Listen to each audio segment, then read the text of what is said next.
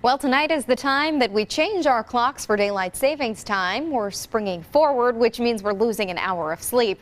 Good Day Austin anchor Casey Claiborne talked to a sleep expert on how to cope with the loss in sleep.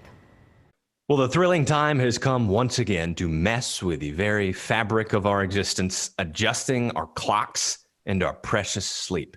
Beginning at 2 a.m. tomorrow morning, daylight saving time will begin in Texas. Here with us this morning is Dr. Max Kerr with Sleep Better Austin. Thanks for joining us. Yeah, glad to be here. So we last went through this in November, but that's the easy one. That's where we gain an hour, and who doesn't like that? But this time is when we lose an hour overnight tonight as we're going to sleep. We lose an hour of sleep. So first of all, talk about how to deal with that tonight when you're going to bed. Well, the easy answer is try to go to bed earlier. But the problem is it's Saturday night. Nobody really wants to have to go to bed early on a Saturday night.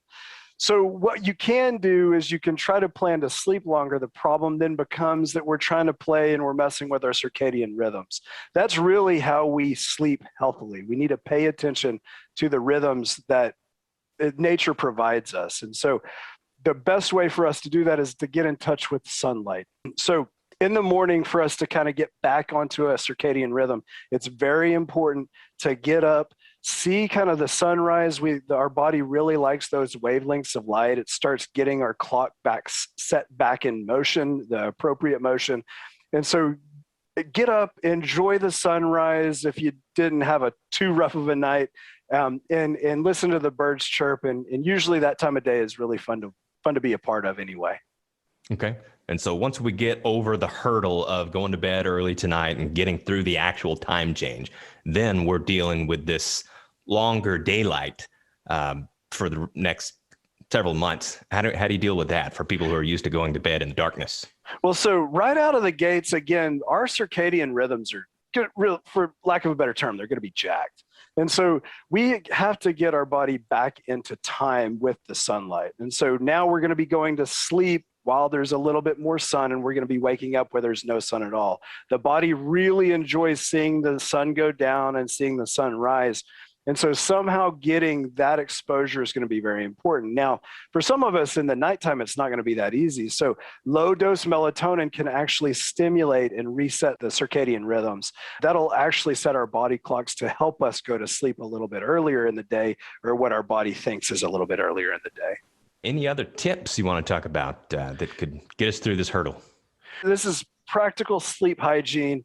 What we need to do is we need to really make sure that we're not getting amped up right before we go to bed. Melatonin is a great supplement. I personally love magnesium.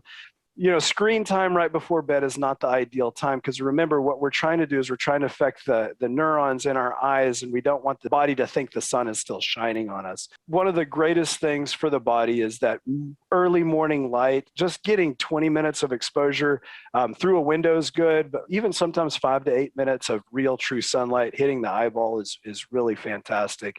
As always, exercise throughout the day. The more we exercise throughout the day, the better it's going to allow us to go to sleep. And we don't want to eat anything or drink anything with a whole lot of sugar. So we want to try to stay away from alcohols or processed foods right before we go to bed, because that can also upset our sleep rhythms. Gotcha. Good tips. Dr. Max Kerr with Sleep Better Austin. Thank you so much. Yeah, thanks for having me. It was fun.